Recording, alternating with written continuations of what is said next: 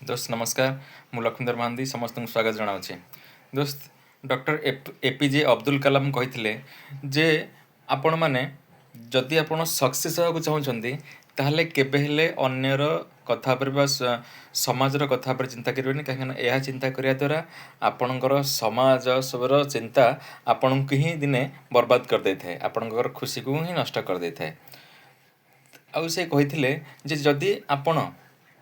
success पे काम कर सक्सेस तो हो मास्टर हो